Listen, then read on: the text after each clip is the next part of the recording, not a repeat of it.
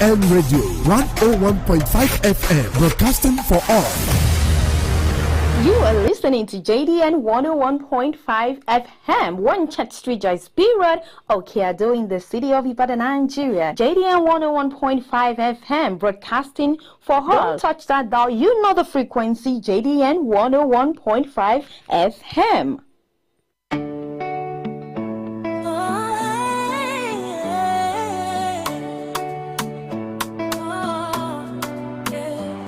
Every voice deserves a chance. Every woman has a say. Beyond the noise of empty talk, we're shaping tomorrow today. From our homes to policy rooms, from the streets to leadership. When women stand in their power, the whole nation rises with it. No more silence, no disguise. This is truth, this is time. When women speak, the future listens. Hear the rhythm, hear the signs of women's affairs. Voices strong and free. On JDN Radio 101.5 FM. Rights and power, progressing. Women's affairs, shaping destiny. Women's affairs, stand tall, take your place. Every woman, every space. When women win, the nation gains.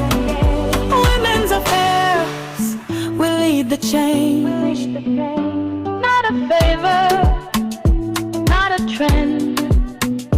This is justice, this is progress. Yeah, this is women's affairs. Women's affairs, hear the call. Every Wednesday, standing tall. From 1:30 p.m. to 2, JDN Radio, bringing it through. Women's affairs, one voice, one aim. 1:30 to 2, we name the time. JD Radio 101.5. Women's affairs, live, alive. With OMOLOLA, KALEJAYE,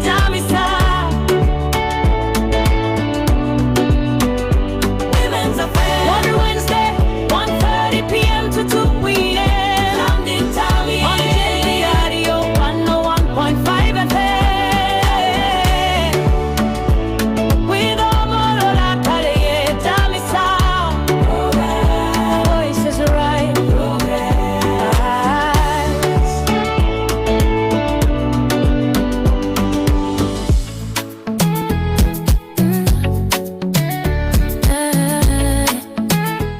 All right, it's a beautiful Wednesday afternoon. Beautiful afternoon to all our dear esteemed listeners and to all our Muslims, brothers and sisters. Barika de Salah. Akodun, akuyedun, emiwa shokwe. Okay. And welcome to JDN Radio 101.5 FM on your program, our program, Women Affairs on JDN Radio 101.5 FM. My name is OMOLOLA KALEJAYE Damisa. Here to say women's affairs, voices strong and free. On JDN Radio 101.5 FM. Okay, to all our Muslims, brothers and sisters, once again, I say, Akwodun, Emiwa Shokwe. All right, last week, I talked about voting power of women. I want to, refresh our memory concerning what I talked about, and I made mention of women must stop selling their vote, and I talked at length about the biggest dangers during election is vote buying, that we should not just think of selling our votes concerning this forthcoming election. You can see the way the town is. It's Ileya. You can see. I've not been privileged to eat any Ileya meat today now. This is part of what we are saying. This is part of vote buying. This is part of the problem we are facing. You see now, you can see everywhere is so dry. Everywhere is so dry. And then, and this call for us to sit down and then think of a way forward. And which is what we are talking about today. And last week, like I said, I talk about vote buying that women should not, because most especially this web of vote buying, women are caught in this web because we are most vulnerable, and when we are vulnerable, which makes us to sell our vote, to sell our conscience, to sell our tomorrow, to sell our future, to sell our children's future, and which is very wrong. So we have to retrace our steps. So I talked at length last week, but today I want us to talk about women in politics. You see, about the voting power of a woman. You see, women should support qualified women in politics. Yes, we have been having women coming out to either to say, okay, they have, you know, made their impression know that yes, they want to also go for a political post. And now we have to talk about women, other women. We should support qualified women in politics. Another truth many people avoid is this: women, sometimes we do not support fellow women in leadership. We don't support each other. I could remember I was talking with my boss when I was, and he came to me, he said that you women, you cannot support each other. That you see, this one cannot be this, or this cannot be this, which is very wrong. We have to support each other in leadership. If competent women are contesting, let's all, we women, let's encourage and support them, because representations matters, and this is why we are left behind. You see, when women are involved in leadership, when women are in politics, when women are being given the power, when women are being, you know, elected in the political post, issues that we have been clamoring about, issues that we have been talking to our men to see to it, you see that all these issues are attended to. And what are these issues?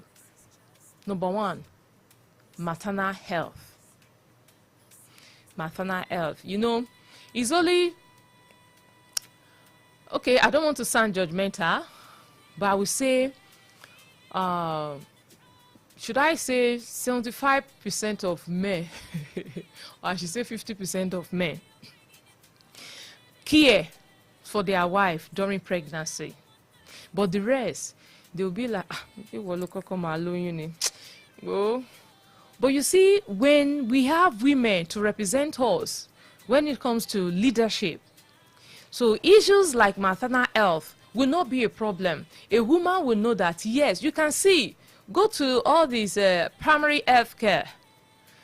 Are they giving us adequate care? Are they giving women adequate care? Adequate care when it comes to maternal health, when it comes to when they want to give birth, or when they are pregnant and they need care? Are they given adequate care? Then they are not. And it's expensive. For where it is available, it is expensive. And when it is expensive, that is why you see most women, you know, retiring to, no, I'll go to all this a baby house, I'll take the delivery inside my own house, I can do the delivery myself. And this leads to death of many women. So when we have a representation in the political space there, when we have a representation, when we have women there, this is why I said we should support women in leadership. When you support them, you see issues that involve women, like the maternal health. These will just be very easy for every one of us. Another reason why representation matters when it comes to women, that women must represent us, is because of education. Look at the education structure today. Look at the public schools. Most parents now have withdrawn their children from public school to private schools, and which are expensive. The public schools are being neglected, though we have some states now, taking the responsibility of, renovating the public schools. But if you go to most of these public schools, it's nothing to write home about. Because women, because we have that mind, because we have that consciousness, because we so care about our children, I wouldn't know, women, the way we are being structured is different from the way men are. So I would say maybe that is why the whole thing is like this. That is why I said, let us give women the chance. Let's give women chance. Another thing is child welfare. As a mother, you know what your child needs. You know what your children need. You know their needs. You know when they want to talk to you. If you look at them, merely, just you looking, staring at them, you know what they want. You know the message they are passing across. But you see most men, should I say they don't care? But women, we care a lot. When it comes to child welfare, it encompasses everything that has to do with that child. The growth of the child, how the child mingle with people, and proper care when it comes to health care, all those stuff. How many men care about this? When women are being represented, when we are being represented, you see that talking about child welfare will not be a problem. You see that everything will be put in place accordingly. If you go to a house, you can see the way a woman structured their homes. In a well-structured home, you see that a mother will see to the care of his or her child. He will care for the child. Maybe it's time to eat, it's time to bathe, it's time to go to school, it's time to wake up and, teach them some morals. All these are what women care about, because that is the way we are being structured. Another reason why women must be involved in leadership is because of gender violence. Just yesterday, I saw a woman who was talking to me about cervical cancer. I would say yesterday was my first time of hearing about that a child of 13 years died of cervical cancer. A girl child. The girl she has been molested, and the parent did not know, and at the end of the day, the girl died of, imagine, cervical cancer for a girl child, 13 years old. So these are the reason, you see, women really need to take up this responsibility. It's high time. We don't need to sit back anymore. Another point is that for economic empowerment, women, when it comes to economic, when it comes to how to, okay, let's say you want to start a business, and this business, you start it. When they start a business, you see a woman can start a business of 10,000, 20,000, and before you know it, it will grow to a business of 50 million. We have them. They know that once you empower someone, a woman knows that once you can't just be coming to me, give me this, give me that, I want to eat.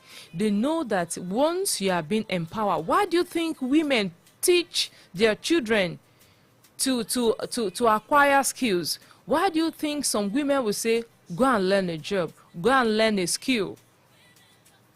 Because they know the importance of this, because they know that if you are being empowered, then the economic is empowered. Then the nation will move forward. Another reason is that you have to, as a woman, you don't just say, they have been saying it now that women, we have come to a soft life. You cannot see a woman sitting down, not doing anything, and be saying, give me this, give me that. This is why some women, when they can no longer tolerate it, when they can no longer stand it, what do you have them to do? They have to, go into prostitution. Because they cannot, withstand hunger. So they will be like, I have to do something just to make sure that something is coming in for me. And in other words, they'll be like, let me just sell my body. This is why I said, when you see these women that are selling their body, if you think it does not concern you, if you think that's their problem, it's their own headache, your husband will be going to them. I want you to know that. You see, this problem we are facing in Nigeria is interwoven. And any moment you just, close your eyes against a menace and you just be like, no, this does not concern me. Let me tell you, it concerns us, everybody. Why do you think the rich are now crying? The rich are also crying now because they feel like I'm rich. I don't need to take care of it. You see them. That is why their children can no longer come down to their country. And even when they travel out, you see that they will still be, these are the things that you're supposed to do, but you did not do it. This will still bounce back on them. So if you think for those people, it's because they are useless, that's why they are just selling their body, this and that, blah, blah, blah, blah, blah, blah.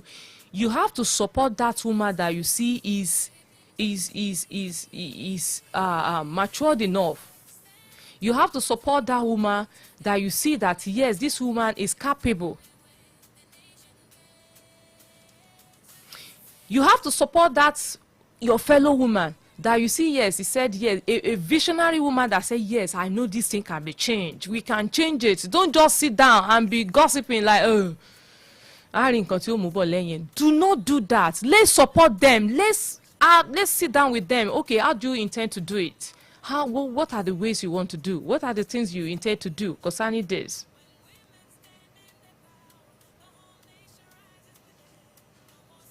And let me tell you this. Supporting women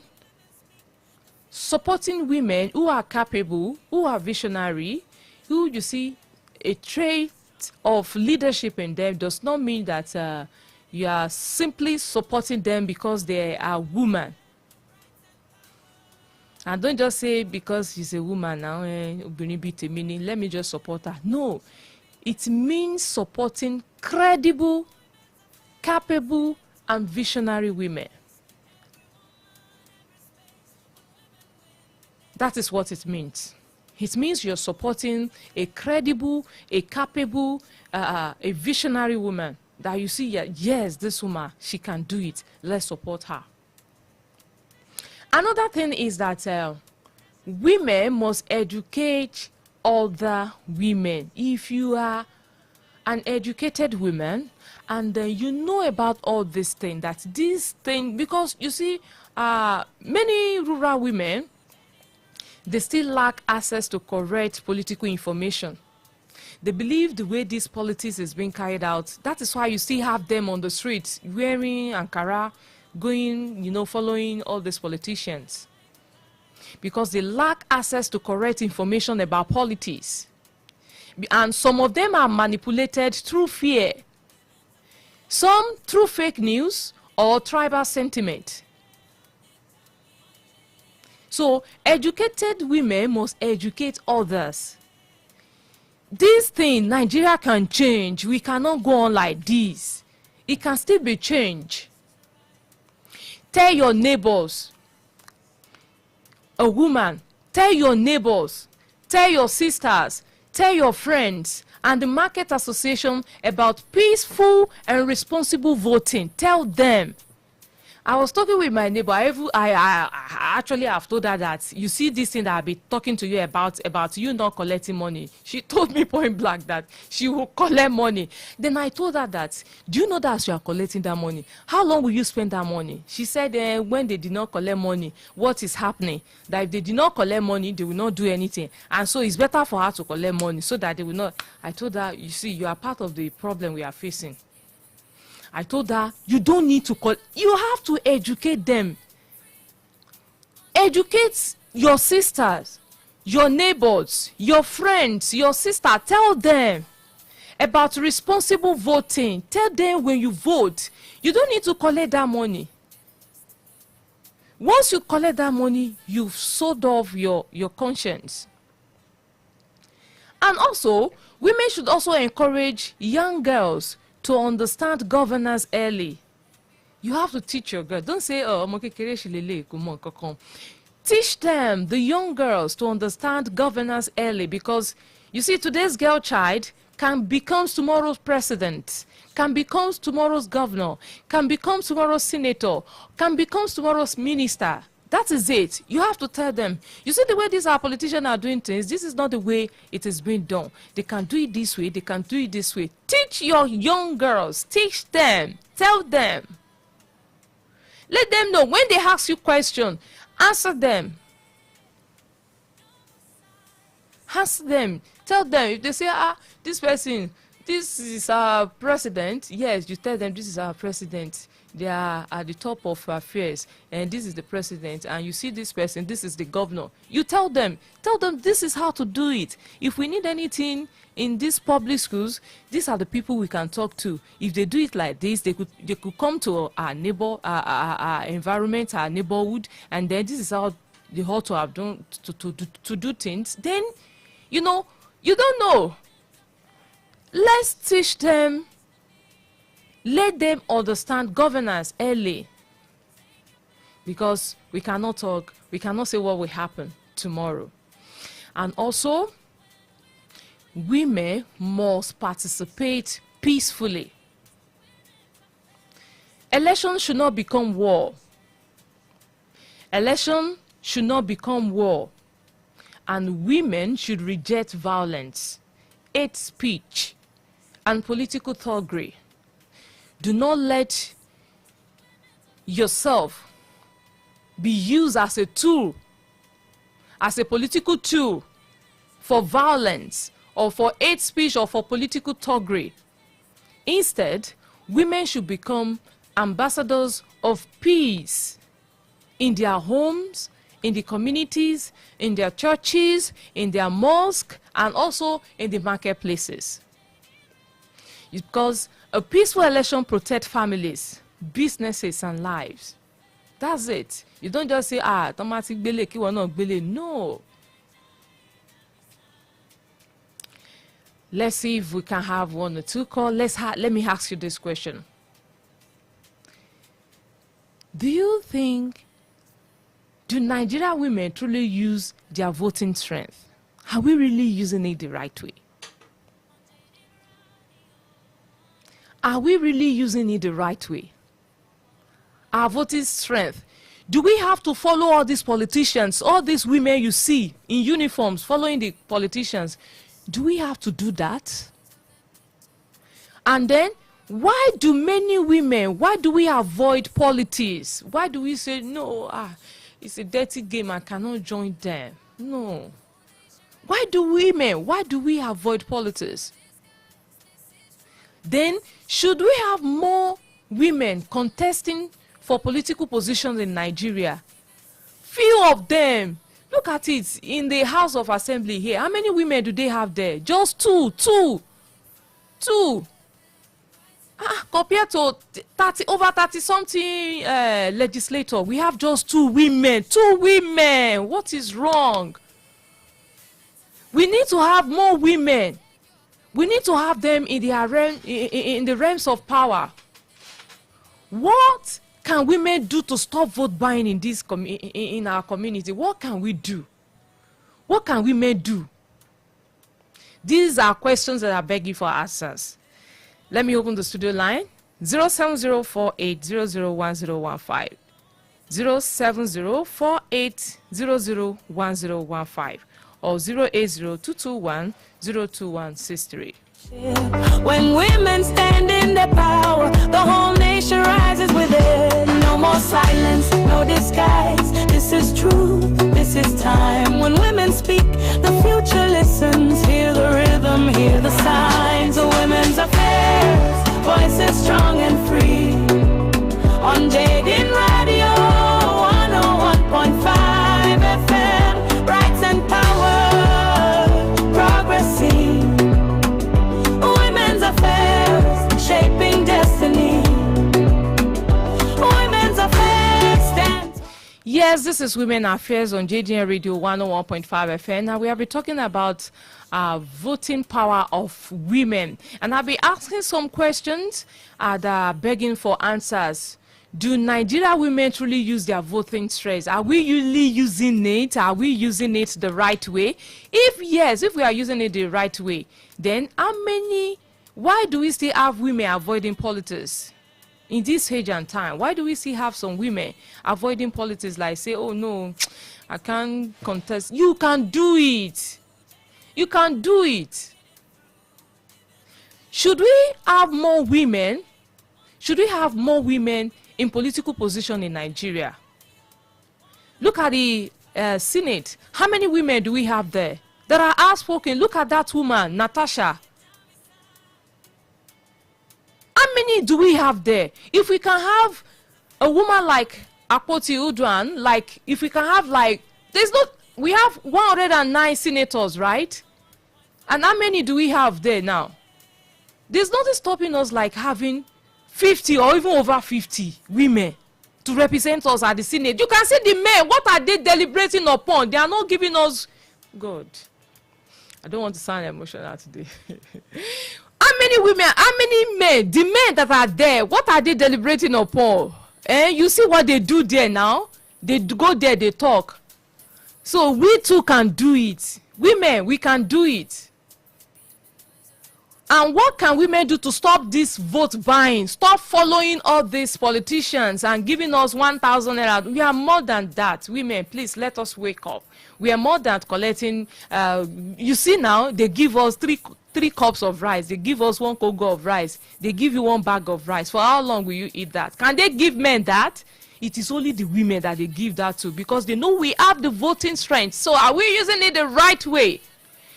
My time is fast spent. I have to go now. I have this to say to you. Nigeria women are not weak. We are not weak. Nigerian women, we are not powerless. The numbers are there. We have the numbers. And the strength is there. The voice is also there. So the only question is, will women use their power wisely when the time comes? 2027 is right there. Is closer to us. As election draw closer, let every Nigerian woman remember this. Every Nigerian woman. Remember this, that when women rise to participate, nation rise to prosper.